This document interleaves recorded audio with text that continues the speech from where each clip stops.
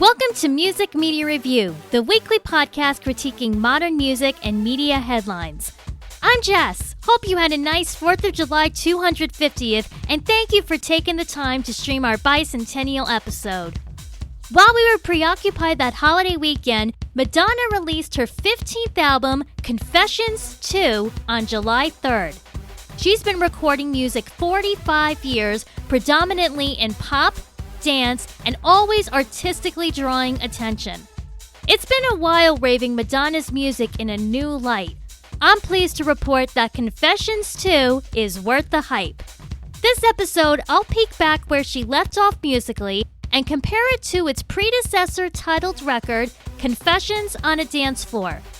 Quoting Danceteria's chorus, "Everybody get up and dance. Everyone here is a work of art."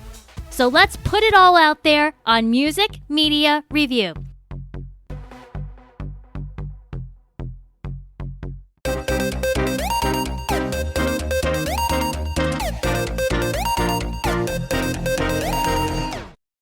Madonna's 14 albums omitting soundtracks are Madonna, 1983, Like a Virgin, 1984, True Blue, 1986, Like a Prayer, 1989, Erotica, 1992, Bedtime Stories, 1995, Ray of Light, 1998, Music, 2000, American Life, 2003, Confessions on a Dance Floor, 2005, Hard Candy, 2008, MDNA, 2012, Rebel Heart, 2015, and Madam X, 2019.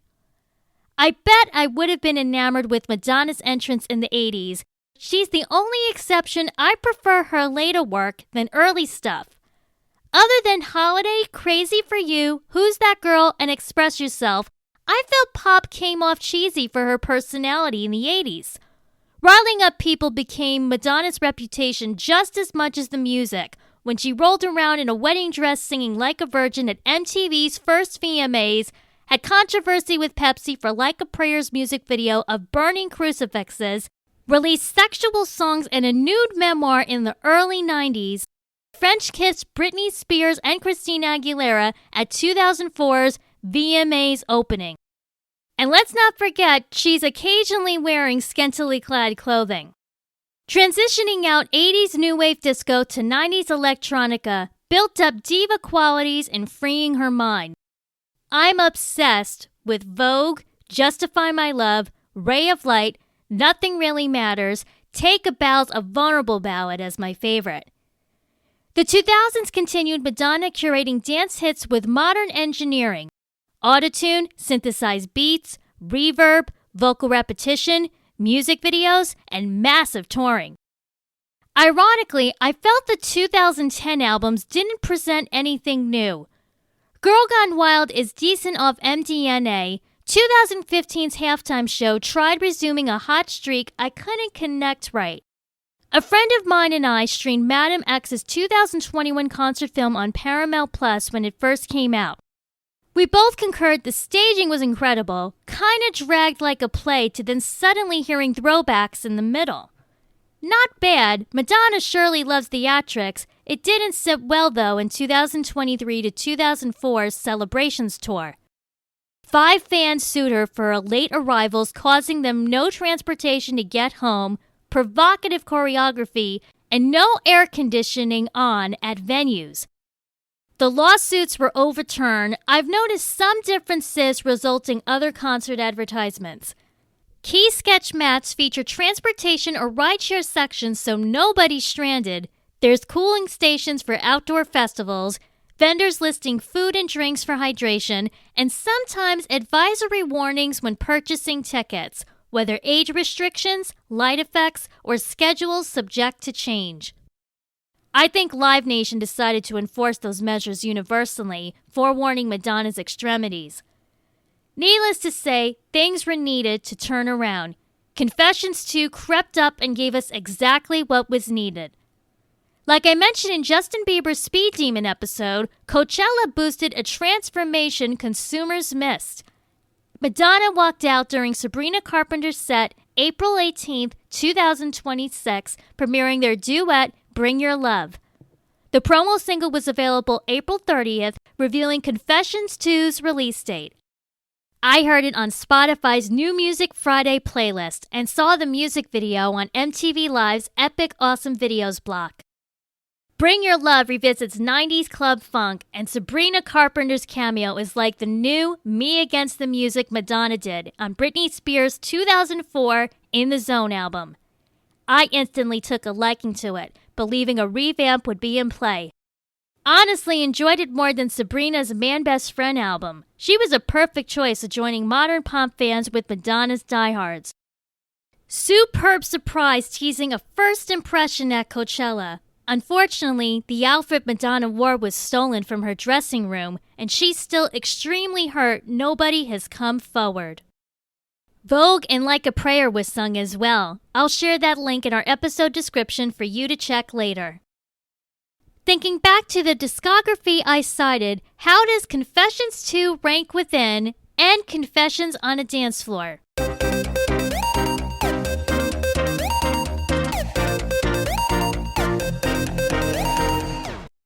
Sonically, the 90s descriptors I praised revive. I hear mellow aspects, bedtime stories, and Ray of Light consisted, a little more rhythmic and not overdone.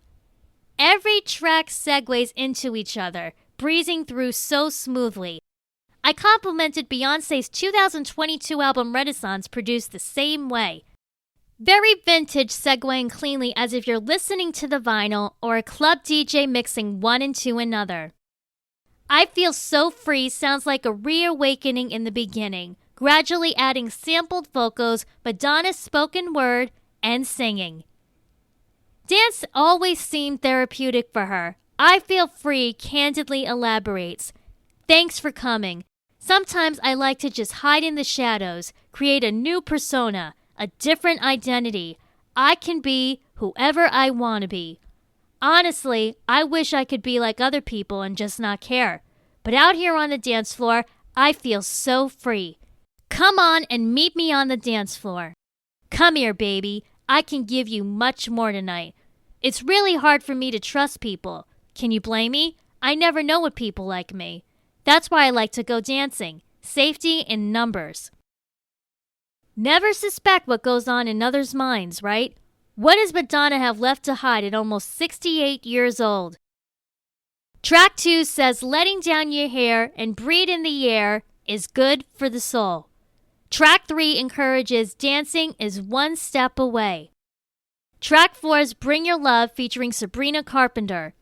In many ways, I feel Georgemichael and Madonna's Vogue influenced Track 5's Danceteria.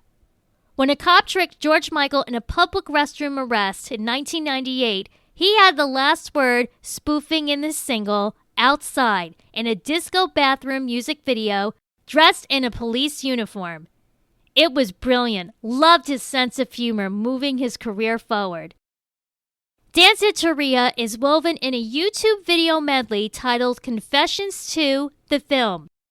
Basically, long-form music videos visualizing some of the songs.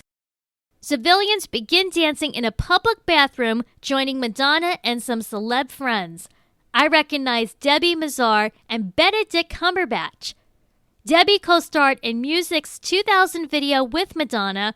Benedict Cumberbatch was just in Taylor Swift's Opalite video earlier this year. Clever cross-promoting. Like Vogue's name-dropping shoutouts, Danceteria names Madonna's late New York City first roommate, Martin Bergion, Danceteria's former doorman, Hayui Montag, Debbie Mazar, the producer who played her debut single, Everybody, Mark Kamens, rapper Fab Five Freddy, her ex-art gallery owner, Basquiat, clothes designer, Keith Haring, their friend, Kenny Scharf, Chic's guitarist, Nile Rodgers, and Talking Heads frontman, David Byrne. If you heard my Devil Wears Prada 2 episode from May, this further connected those music factoids. I like the unity here too. No wonder it came out 4th of July weekend and is the current single. Colombian Latin flair takes place in track 6's Read My Lips featuring Feed. Mentally drowns out everything in track 7. Love Sensation fits in Dua Lipa's universe and nods Nothing Really Matters aura for track 8. As Madonna's 2000 albums morphed dance rock and digital effects, it tried sounding contemporary for her 40s.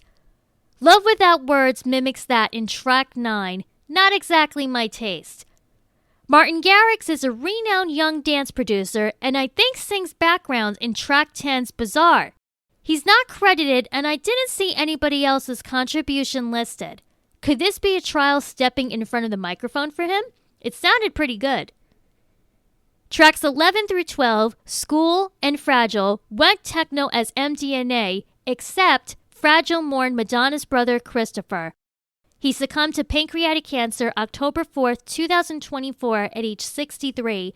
Their stepmother had died a few weeks before, September 24th, from cancer.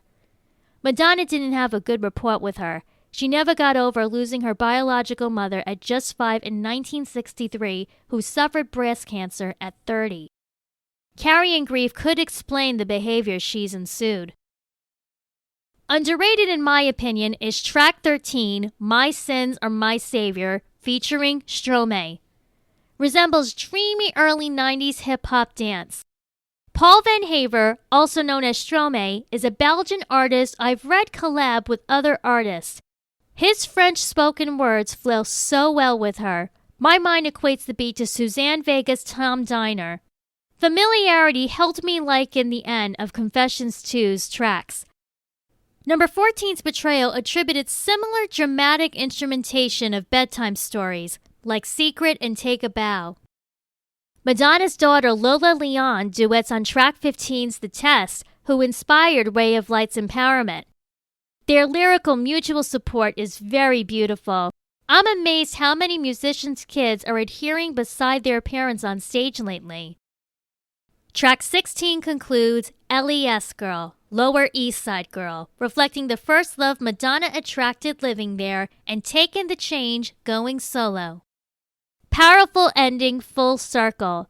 Confessions on a Dance Floor included I Love New York stating the top city Madonna identifies most, traveling all over the world. I really appreciate the ways confessionsII rode and rated higher than Confessions on a Dance Floor. It's quite versatile, acquiring multiple collaborators assisting the directions it went. Listening back to Confessions on a Dance Floor, to me the production blasted too loud, lacking depth nor variety. Hung Up and Jump accumulated Madonna's dance number ones. I don't see myself willingly racing back to either or the album. I've read a couple of bloggers paraphrasing alike. I remember 2008's Hard Candy was fun experimenting with Timbaland and Justin Timberlake. 4 Minutes, Give It To Me, and Miles Away greeted her 50s, bridging Celebration's 2009 compilation, Restoring the Archives. Europe and Australia announced confessionsII's top album charting. US has a fair shot to follow. Its marketed singles are progressing pretty good so far. Bring Your Love ranked number 74 on the Hot 100, number 29 in the UK, number 20 Adult Pop, number 7 Hot Dance Pop Songs, and number 1 in Italy. Love Sensation charted number 16 Digital Songs, number 11 Dance Airplay, number 5 in the UK, and number 1 UK Pop Club. Dance It Taria debuted number 38 in the UK, number 9 Australia Dance, and number 3 in New Zealand. Welcome back home, Madonna. Can't wait to see the industry's long-term reactions for award season, year-end lists, and global record-breaking stats. You deserve it.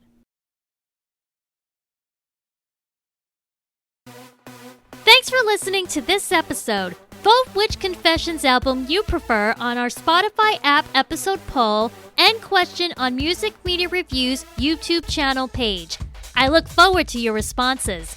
You can also email musicmediareviewpodcast@gmail.com. Follow our social media pages for episode follow-ups and topical updates via Facebook, X, Instagram, TikTok, and YouTube. Great to see the following grow. A special thank you to Life's But a Song podcast, who recently interviewed me about Meet Me in St. Louis's 1944 musical movie review. We had so much fun. A second partnering is in the works for a holiday-themed classic film milestone. You can hear our funny episode in the link I provided. I'm Jess. Talk to you next week with what else is trending in music.